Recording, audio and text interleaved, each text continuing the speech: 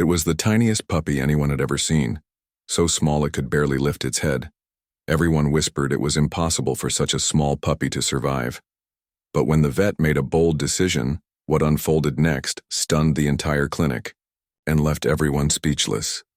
Before we start, make sure to hit like, share, and subscribe, and really I'm curious, where are you watching from? Drop your country name in the comments.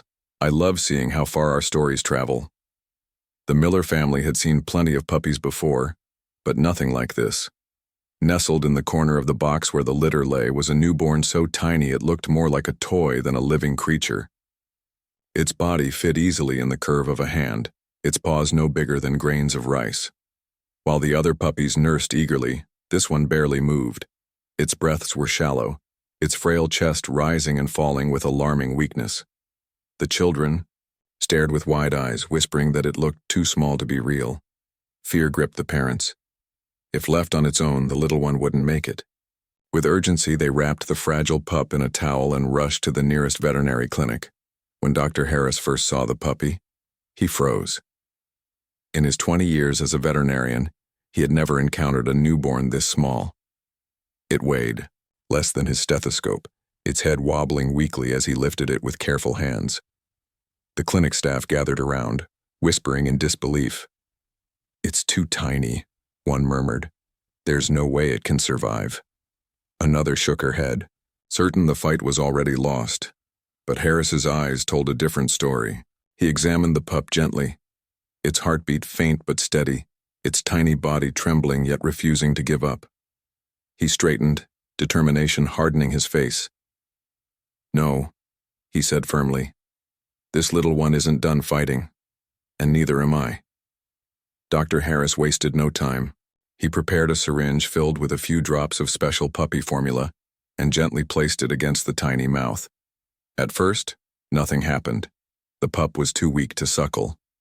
Harris rubbed its belly softly, encouraging it to respond.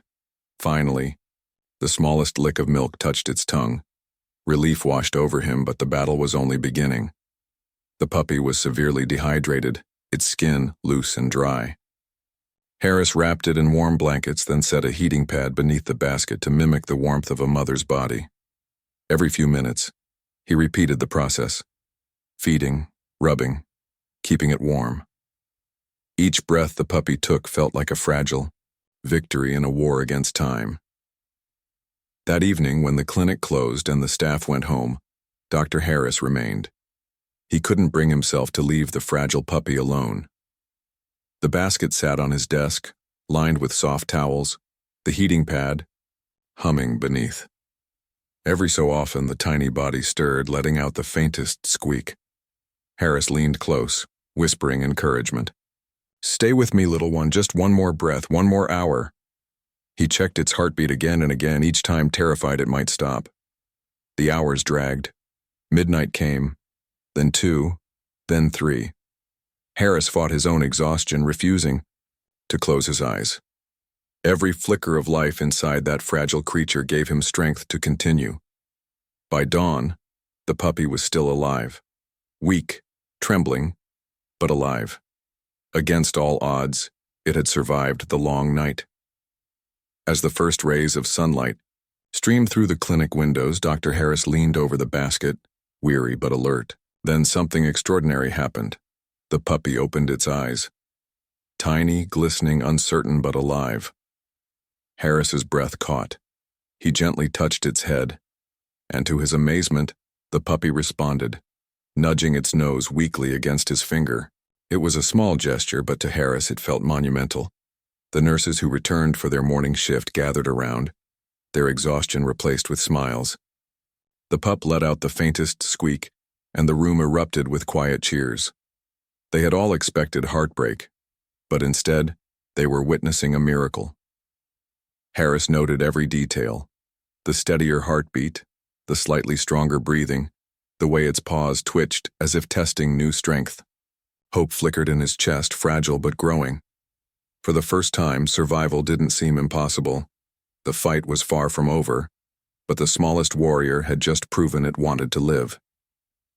The following days tested everyone's resolve. Though the puppy had survived the night, Feeding remained a constant battle. Often it was too weak to swallow, turning its head away from the tiny syringe. Each failed attempt left Harris anxious, fearing the fragile creature might fade at any moment.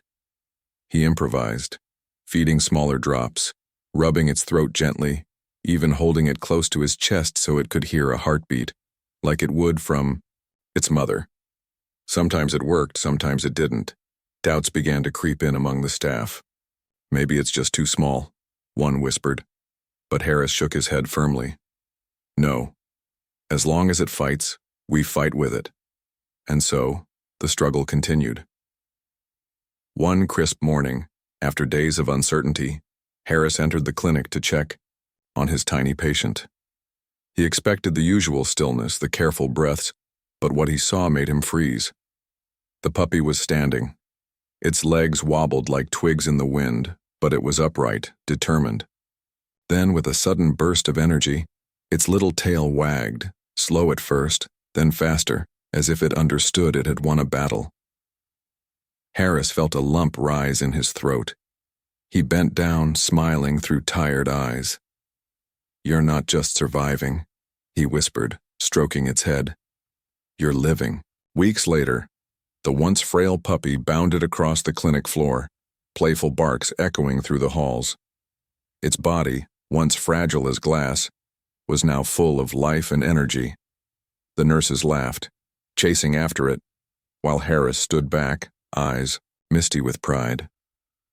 He remembered the tiny creature that could barely breathe, the nights of doubt, and the miracle of its first tail wag.